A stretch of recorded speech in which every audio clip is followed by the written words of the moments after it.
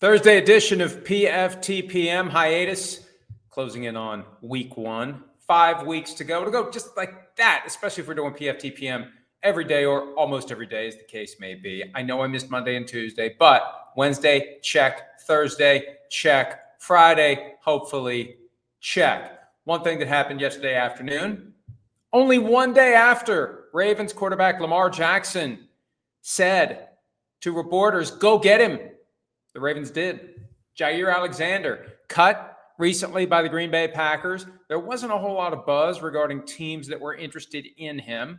The one team that I recall addressing the possibility, the Rams, who've been linked to a Jalen Ramsey trade, Sean McVay, coach of the team, said within the past week or so that as politely as possible, it probably wasn't going to happen in LA for Jaire Alexander. It does happen in Baltimore. Former teammate of Lamar Jackson at Louisville. And I posted this earlier today at PFT. There are, I think, parallels between what the Ravens did in 2023 when they signed receiver Odell Beckham Jr. and what they're doing now by signing Jaire Alexander, a guy they don't really need. And the contract isn't crazy high by way of value. Now we know I know when traded for the $16 million or so he was due to make. I think it's a maximum value of $6 million on a one-year deal with the Ravens, an opportunity for Alexander to reestablish himself and maybe get paid more by someone else next year. But here's the key. 2 years ago, things were not good between the Ravens and Lamar Jackson. His rookie contract had expired. There'd been no real progress on getting him signed to a new contract. He asked to be traded. They applied the franchise tag, non-exclusive. No other team brought him in for a visit, but it just kind of felt like the Ravens had to start thinking about life without Lamar, and then boom, they signed Odell Beckham Jr., and that seemed to be a catalyst toward a consensus with Lamar. What's happening now is the Ravens would like to extend Lamar's contract, and he won't talk publicly about his deal, but obviously he'd like to be the highest paid player in the NFL. Who wouldn't? Whether you're in the NFL or not, you'd like to be the highest paid player in the NFL. This Jaire Alexander thing, it can't hurt. It doesn't mean it's going to happen, but it can't be regarded as a detriment to Baltimore's effort to try to get this deal done. And one thing that dawned on me today when I looked at the remaining years of Lamar's 5-year, $52 million per year contract, he's got 3 years left. And he's going to make damn good money over the next 3 years. Even though we don't have a full guarantee for the full 5 years, he's been playing at a level where there's no reason for the Ravens to do anything other than keep paying him and keep making him their franchise quarterback. But the way the cap works, the way the franchise tag works, there may be a point where Lamar Jackson looks at what he has left by way of his commitment to the Ravens, ponders the future, and realizes it's a pretty good chance I become a free agent in 2028 after these final 3 years of my contract. Now, right now, the cap number for Lamar Jackson in 2027, the last year of his contract, is $74.5 million. By rule, his franchise tag for 2028 would be a 20% increase over that amount. That's $89 million. I've already done the math. Trust me. I could not do it, number one, mentally, and number two, that quickly. $89 million is what it would take to franchise tag him under his current cap number for 2027. That means they wouldn't do it. That means he'd become a free agent, something he's never been, something he didn't get a chance to be in 2023 because the Ravens used the franchise tag. And I think the closer we get to the expiration of Lamar's contract, the more obvious it becomes to him that all he has to do is nothing. He'll make $52 million, well, $51.25 million if he doesn't show up for at least 80% of the offseason workouts. And for 2024 and 2025, he didn't show up for at least 80% of the offseason workouts. So even if it's $51.25 million, that's his total pay in 26 and his total pay in 27. No reason for him to rush to the table to get a new deal. That's a damn good deal. That's when you consider what he's already been paid and will be paid this year, it's well over $140 million that he'll make over the next 3 years. So he could wait. He could let it play out. And I think the Ravens would probably like to swoop in and get this done before he realizes I'm 3 years away from becoming an unrestricted free agent. And this move to bring Jaire Alexander to Baltimore could be part of an effort to try to get him to sign before the start of this season and before the countdown begins, with 3 seasons of 17 regular season games, plus whatever postseason games they qualify for, between him and becoming, for the first time in his career, and something we rarely see a true franchise quarterback do in his prime, even if he'll be on the back end. Well, will he be on the back end of his prime? I don't know. Maybe he'll be smack dab in the middle of his prime. He's only 27. Interesting future for the Ravens, and important motivation to try to get a deal done before Lamar realizes he's closer to free agency, true free agency, than I think most would have expected. Back to Jaire Alexander, the fact that he is coming to the AFC North and will be playing for the Ravens, that means he'll be facing a quarterback he knows a thing or two about from his time in Green Bay. You're going to have 2 games this year between Jaire Alexander and Aaron Rodgers when the Steelers and Ravens get together. Just a little more juice, just something a little extra. Not that the rivalry needs it, but you've got a couple of former teammates. Alexander is going to know some things about Rodgers. Rodgers is going to know some things about Alexander. Adds a little more spice to those 2 games to be played between Baltimore and Pittsburgh in 2025. Saw this yesterday afternoon, wrote about it at PFT.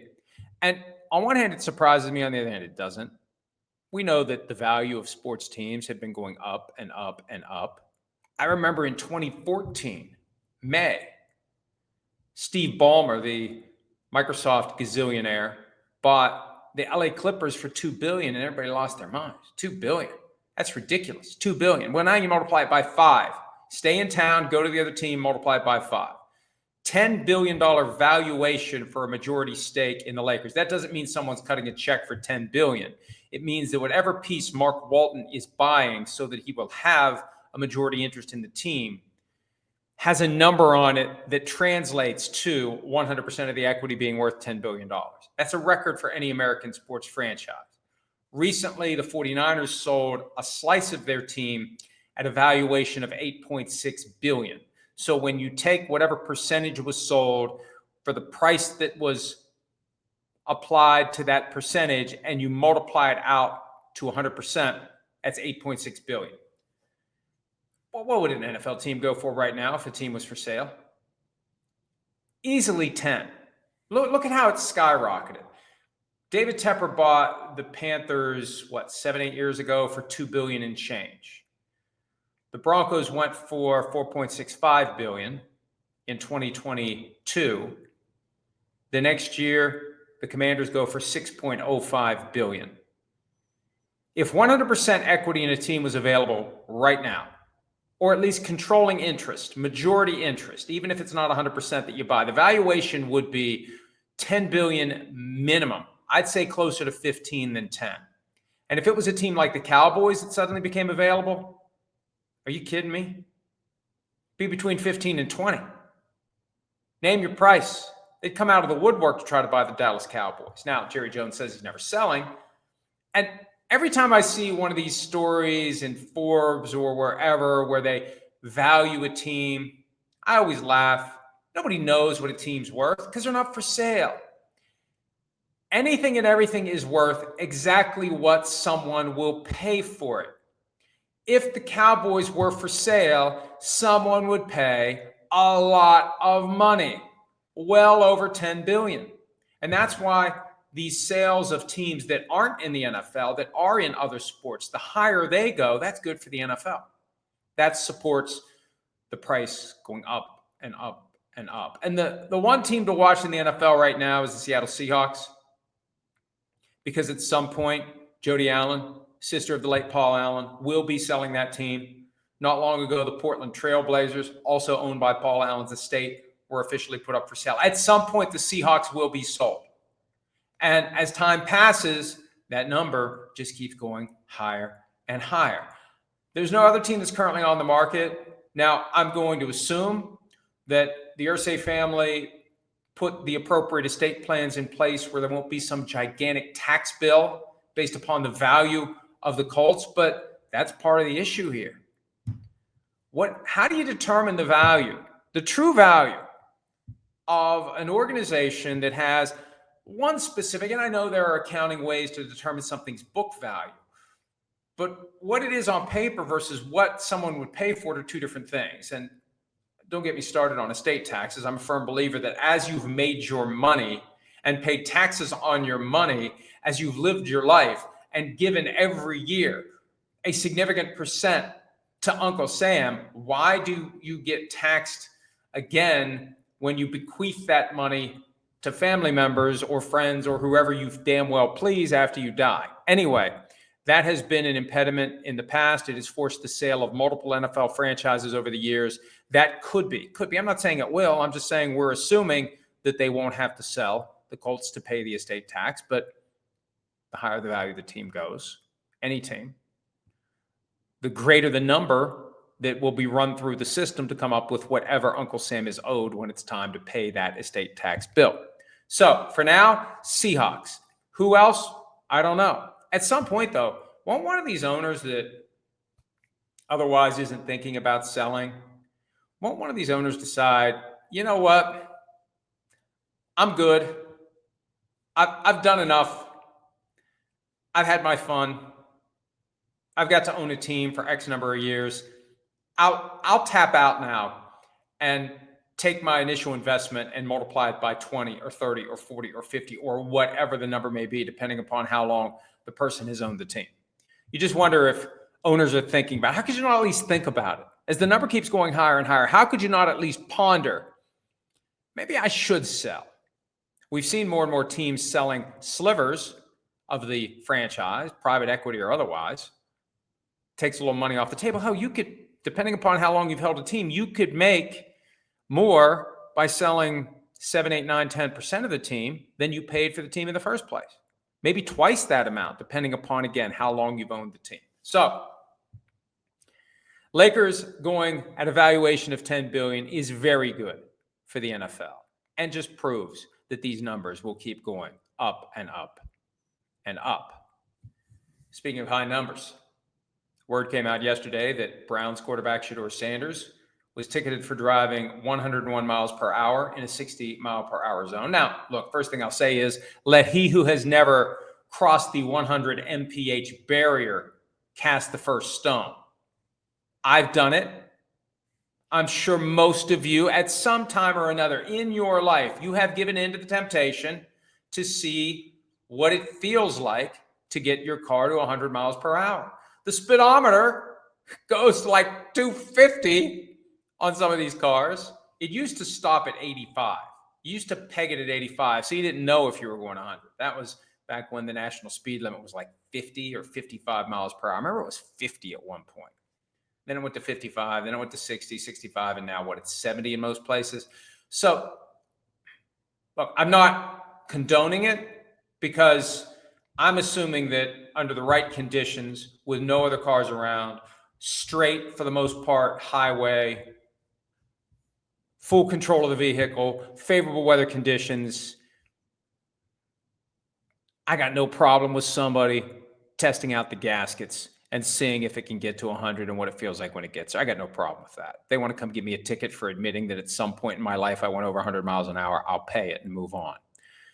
But if you're doing it in like a Rashee Rice setting, more on him in a second, that is irresponsible, that's reckless, and that's wrong. I don't know anything about the circumstances for Shedeur Sanders' 101 mile per hour violation in a 60 mph zone, but I will say this.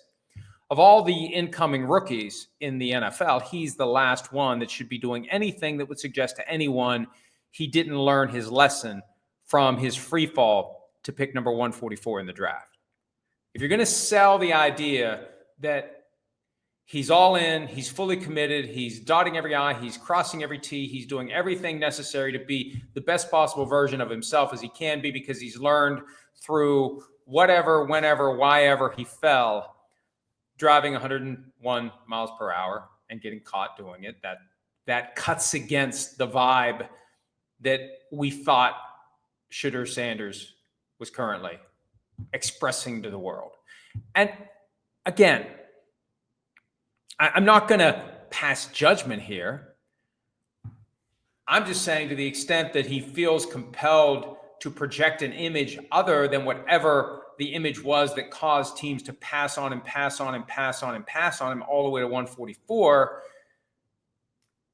you might cause, through this kind of behavior, some of these other teams to say, yeah, he hasn't changed. Yeah, we were right. We have no regrets. Ultimately, it comes down to how he plays on the field. And this may put even more pressure on him to come in and have a great camp, win the starting job, or at a minimum be number 2 to Joe Flacco if Flacco ends up being the veteran starter. And then when you get your opportunity to play, and don't you feel like at some point this year we're going to see what Shedeur Sanders can do? It's not like the Browns are going to be a wire-to-wire juggernaut, although they could be. But if they're not, at some point, let's see what Dillon Gabriel can do. Let's see what Shedeur Sanders can do. This incident from yesterday will be a footnote. It'll be forgotten. But to the extent that you've got people looking at what happened to Shedeur Sanders and wondering whether or not he has had a wake-up call, he has, and I don't want to say change because, again, it's not a reflection of bad character to drive your car 100 miles an hour. If so, I've got bad character. Now, maybe I do for other reasons, but not because I've driven 100 miles per hour or more under safe conditions on a dry day in a fairly straight stretch of road. That said, it is going to cause people to watch him more carefully, be quicker to judge if he makes mistakes during training camp or says something that ends up being taken out of context or not taken out of context, properly contextualized and criticized for it. So just a little more pressure on Shedeur. And I'm thinking back to the quotes from Deion Sanders when he was on the Asante Samuel podcast. There was no conspiracy against Shedeur. There was no agenda. There was no collusion. Teams are looking for the best players. And as an evaluator from a team that was looking very carefully at quarterbacks told me after the draft, before the draft, I don't trust anything that anyone says because it is a 3D chess match aimed at getting the guys you want. And if that means saying bad things about a guy that you hope slides down into your clutches, so be it. If it means saying good things about someone that you'd like someone who picks in front of you to draft, so be it. After the draft, when the dust settles and you try to figure out what happened, the best way it was put to me, Shedeur Sanders behaved as if he was being recruited, not interviewed. This wasn't any agenda against Deion or Shedeur or anyone. This is a question of how good do we think this player is going to be, and at what point in the draft do we pull the trigger on acquiring him?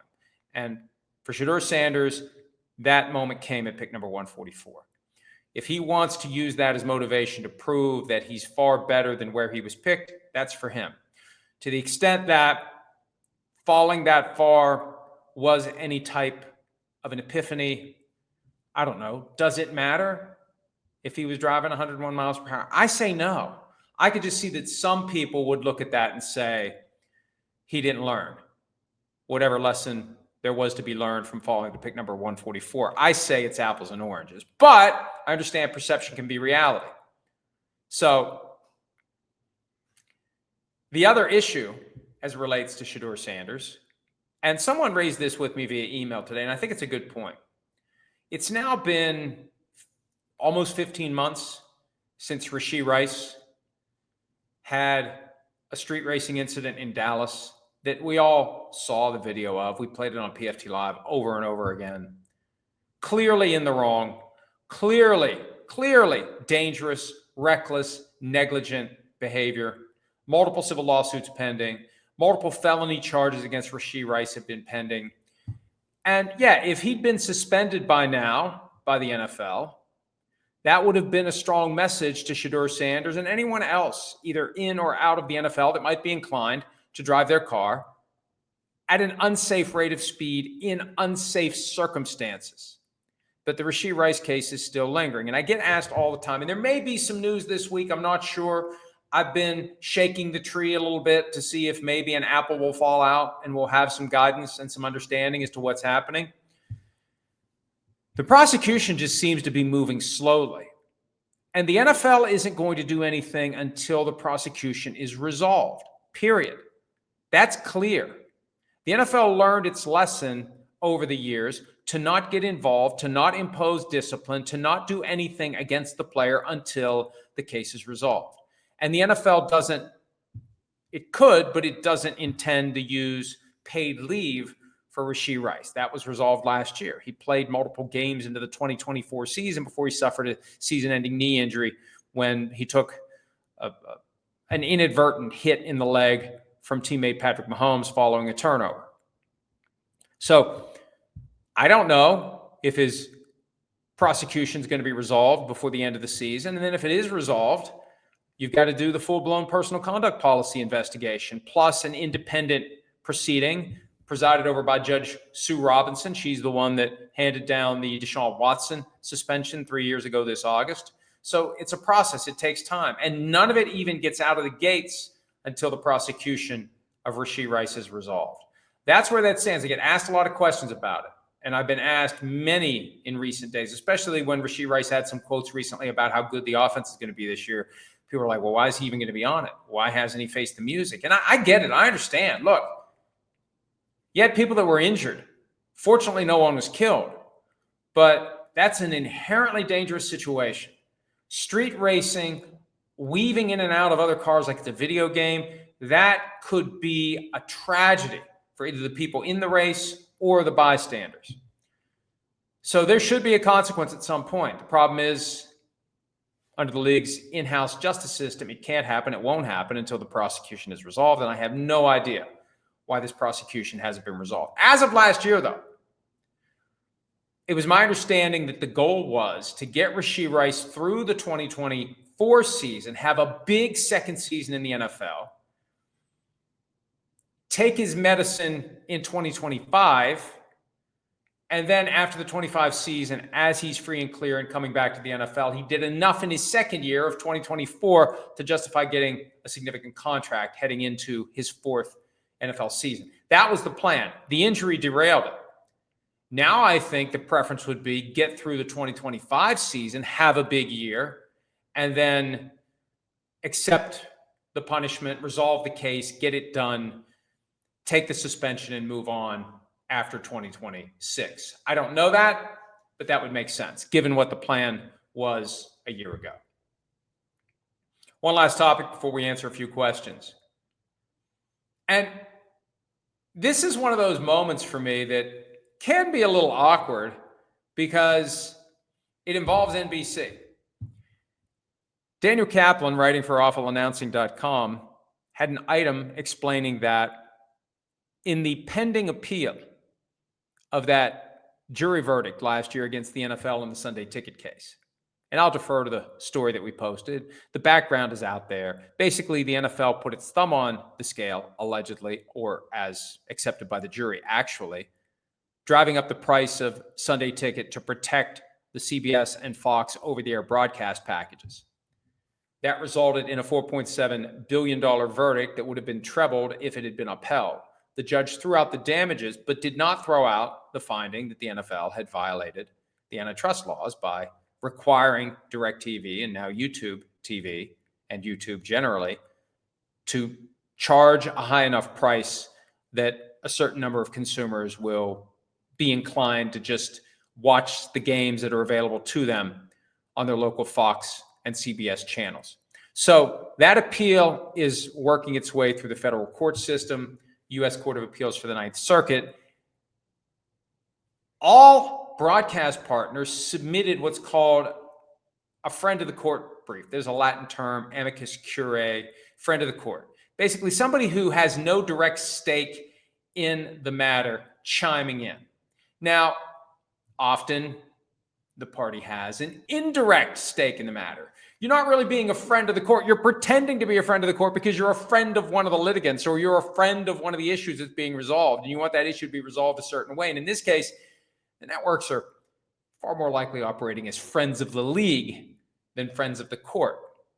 All of them except Amazon came together. And I've asked Amazon for comment on why they didn't participate, because it's just a matter of putting their name on it and maybe sharing, an equal portion of the legal fees for putting it together, like dividing a check at the restaurant. As it stands, CBS, Fox, NBC, and Disney, which owns ESPN and ABC. They came together and they submitted this brief to support the NFL's position. I'll defer to my comments at PFT. And with all due respect to my employer of nearly 16 years and hopefully 17, 18, and potentially beyond, I just disagree with the position. This idea that the NFL has to be able to charge or to insist that its Sunday ticket partner charge a premium rate to protect the over-the-air broadcasts from CBS and Fox. At the end of the day, it's 32 different businesses coming together, collectively requiring this. And there was evidence in the Sunday ticket case. And remember last year, read the whole transcript. I think it was 20,000 pages that I paid $3,000 to get. I don't think it was 3,000 pages that I paid $20,000 to get because I wouldn't have paid 20,000. It hurt to pay $3,000. But when the package was out for bid after DirecTV, Apple wanted to charge a really low rate. NFL wasn't interested. I think ESPN wanted to charge a low rate. NFL wasn't interested. The NFL is trying to preserve the money it gets from CBS and Fox and also maximize the money it gets for the out-of-market package. And one of the arguments that commonly gets made in the legal setting, here's the really bad stuff that'll happen if we don't win. If our position doesn't prevail, it'll be chaos. And that's kind of what the NFL and the networks are arguing, that it won't work if a system is put in place where all of the games are available to all consumers at an affordable price. And one model that has been suggested would consist of, you got a game on Fox, you got a game on CBS, you got a game on USA Network, you got a game on TNT, you got a game on FS1, you got a game on ESPN, you got a game on NBC, you got a game on Peacock. All the games, 1 o'clock Eastern on every given Sunday, would be available without having to pay this exorbitant rate. And you could pick and choose what you want to pay for. If it's a streaming service that you don't have and you know that your favorite team is playing that weekend, do the 7-day free trial and then remember to cut the cord before the 7 days are up. There's different ways to get this without paying that massive rate for the entirety of the package. That's the thing that's always bothered me. They market this as, hey, if you're a Saints fan living in Pittsburgh and you want to see the Saints game, get Sunday ticket. Okay. Why do I gotta pay for a package that gives me the games of all the teams I don't care about? I just want to watch the Saints games. And I only want to watch the Saints games on the weeks that the Saints aren't on Sunday night, Monday night, Thursday night, or otherwise on my free over-the-air broadcast in my local market. The mere fact that they sell it that way, but they never let you buy it that way, that's always bothered me. It's always bothered me. I remember when I became a Sunday ticket consumer back in 1997. I became aware of it in 1994, and it was one of those, man, one of these days when things settle down, I'm going to get that. I'm going to be able to watch all the Vikings games. That's all I wanted to watch. So I was paying extra for something I didn't want, didn't need. And now I would use it like, hey, I get to watch this game instead of the game that's on TV. But they market it as, and fans buy it as, I want to watch this team. The game's not on in my local market on one of the free channels. I want to watch it. And you got to pay through the nose to have the whole package. So my point is this. They'd like to say, and the specific argument is, well, the networks would never share their feeds under an arrangement where all the games are available on various different platforms, that CBS would never give feeds to NBC and Fox would never give feeds to ESPN. You know what I say to that? If the NFL tells them this is how it's going to be, they're going to do it. They're going to do it. So I always get a little suspicious when someone tries to tell me how horrible the world will be if their position doesn't prevail. It'll be chaos. It'll destroy the ecosystem. But the ecosystem will be fine because the product is so strong, it will work out. And if it works out in a way that the NFL makes less money, God forbid that's the case. Well, okay, you've had a system in place for 30 plus years that violates the antitrust laws and has allowed you to make a significant profit. What's wrong with saying, you're going to make less money while complying with the antitrust laws. I mean, if businesses operating in this country decided we're going to ignore any and all laws that might restrict our ability to maximize our profits, yeah, they're going to make more money. They're going to make more money. And the reality is the NFL for 30 plus years has made more money than it should have made by violating the antitrust laws. I'm basing that on the jury verdict. And I know they're challenging the jury verdict, but I read that whole transcript last year, and it was clear to me that the NFL was using its collective power, 32 teams coming together, requiring the Sunday ticket provider to charge more to protect the CBS and Fox packages. Textbook antitrust violation. And hey, if chaos is caused by an injunction that would force the NFL to stop doing it, because that's one of the things that the plaintiffs are trying to get, if that's what happens, it's for the NFL to clean up its chaos, just like it's for the colleges to clean up their chaos coming from the implosion of their corrupt system of refusing to let players make any money for decades. Oh, Congress, please save us. Baloney. Save yourself. The NFL will save itself. The NFL will be fine. And you know what will probably happen? Some of the greatest innovations for the NFL in recent years have come from some complication that they had to react to. The draft became what it is now because Radio City Music Hall wasn't available for 2015. There was an Easter spectacular, and they wouldn't move it to accommodate the NFL's desire to have the draft there. So the NFL said, fine. Oh, well, what are we going to do? Let's go to Chicago. We got no other choice. Oh, look at this. We've discovered plutonium by accident. I guarantee you,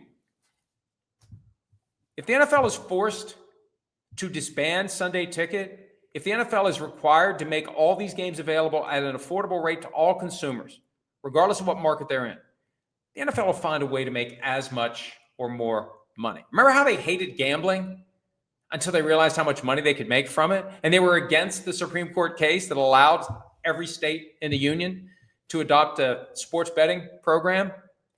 And they hated it, and they scratched and they clawed and they resisted. And hey, you know what? This is pretty good. We're making a lot of money off of this gambling stuff. So I think they'll be fine either way. And I apologize if speaking the truth gets me in trouble with my corporate overlords, but hey, for all I don't know. They never tell me anything, but I suspect that this is just a situation where CBS and Fox were bound to make the argument because they're the companies most directly affected by this. I suspect Disney and NBC got, a little nudge. Be a good partner. Which, if that's true, and again, I have no idea, it is glaring that Amazon didn't join in this. All right, let's answer a few questions before we wrap this up. Jordan Davey. Should the NFLPA push for a standard 3-year contract instead of 4 years for drafted players and a 4th-year option for first rounders instead of a 5th? Undrafted players get 3 years. Why not make it universal for all players so they can get to the second contract sooner and limited tag years? Look, should they? Yes. Will they? You got to understand the fact that there's an imbalance in bargaining power here. And I think the NFL is starting to figure that out. The comments that Roger Goodell made in May at the end of the meetings that were most noteworthy for the tush-push vote that failed, the decision not to go forward with the revised playoff seeding proposal, even though the league was behind it, they pulled that because they knew they were going to lose. He made some comments about the league having an extended conversation regarding the current system, the CBA, the salary cap, is it working, et cetera. And the way that he said it, I think they're starting to realize that they're, in their opinion, paying the players too much. They're giving them too much money. That 50-50 split doesn't work as the revenues go haywire. Maybe there's a better way to do this. And I say that because the NFL knows that if push ever truly comes to shove, if the NFL is willing to say, this is how it's going to be, and if you don't like it, we will shut down for a full season, the players will never do that. The players will always take the last best offer on the table because they don't want to lose a season of football. They don't want to miss a game check.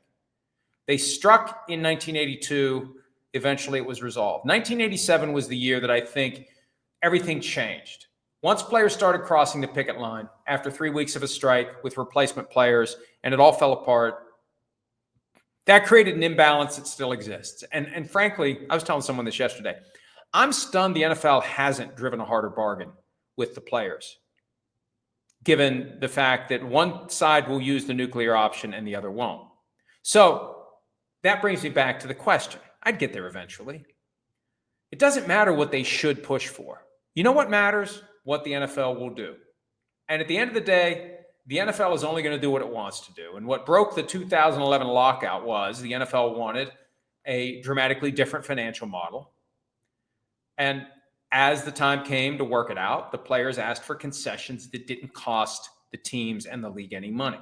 These terms are the kinds of things that will cost the leagues and the team money, or the teams and the league, money, because it pushes your best player toward markets sooner. It forces you to pay them sooner. They love that 4-year rookie contract. They love that 5th-year option for the players in round 1 that work out.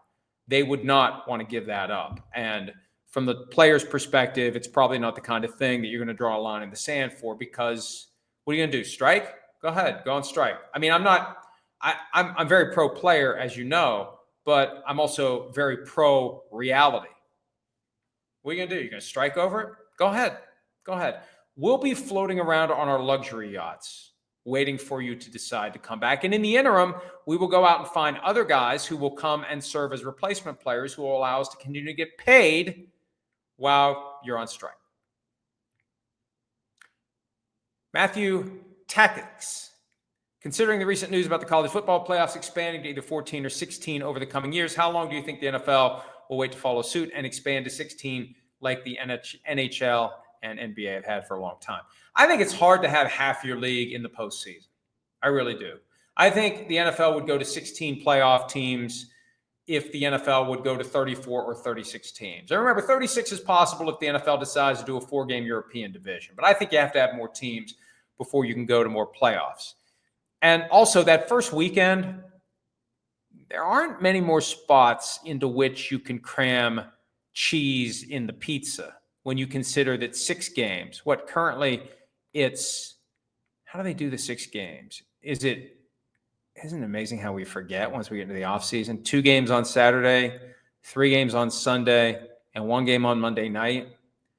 Where are you going to fit 2 more games? I guess you could try to do a Friday night game, but that's not a whole lot of rest unless you have only teams that played on Saturday of the final weekend involved. Not the NFL cares about giving teams rest, but at some point, especially in the postseason, it becomes a competitive disadvantage to tell a team they're going to play on Friday night.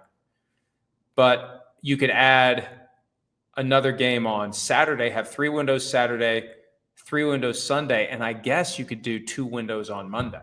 You could do a Monday night playoff doubleheader. But that's what you'd have to do if you had the 1 seeds not get a bye and play the 8 seeds from either conference. So it's doable, I guess, but I just don't think it makes sense until you have more than 32 teams in the league. Red Zona UK, will Deshaun Watson ever play a snap in the NFL again? He sure as hell wants to. And if he gets a clean bill of health, that's going to complicate Cleveland's plan this year. They'd love for him not to play. They have an insurance policy. If he's unable to play because of his twice torn Achilles tendon, they get back a lot of cash. They recover a lot of cap space, and they really don't need him. They've got 4 quarterbacks. Think about that. Hey, we're going to try to figure out what to do with these 4 quarterbacks. Wait, Deshaun, what are you telling me? Deshaun's what? He's cleared to play? Yeah, they don't want that.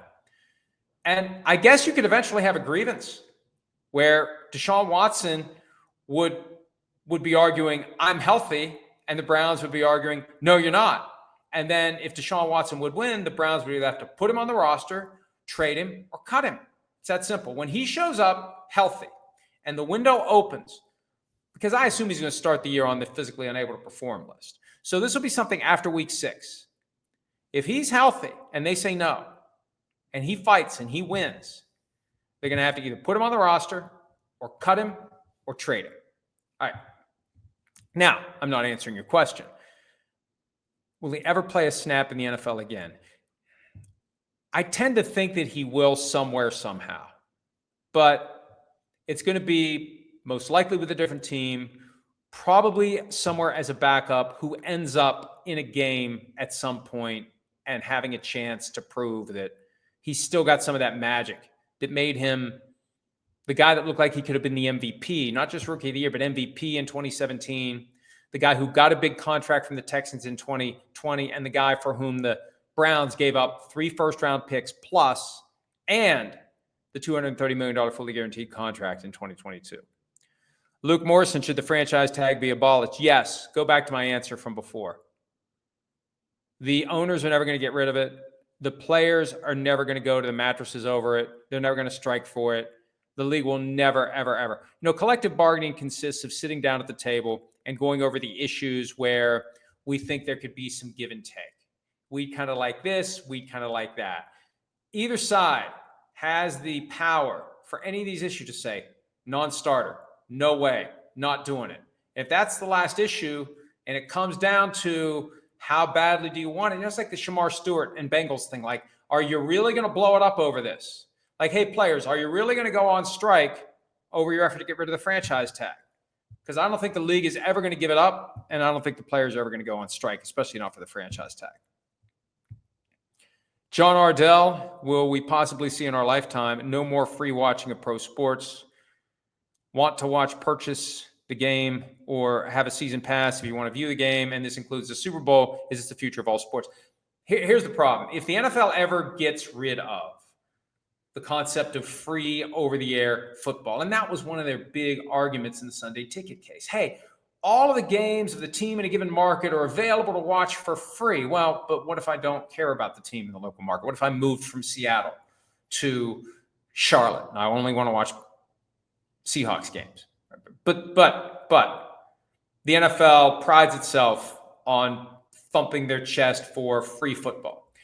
If they would ever take games off of network TV, over-the-air broadcast, 3-letter network TV. Now, first of all, it'd be bad business because there's still a significant number of people who are relying upon the free signals to watch games. And the ratings are always higher on a 3-letter network than they are anywhere else. Night game, apples to apples. They're always higher.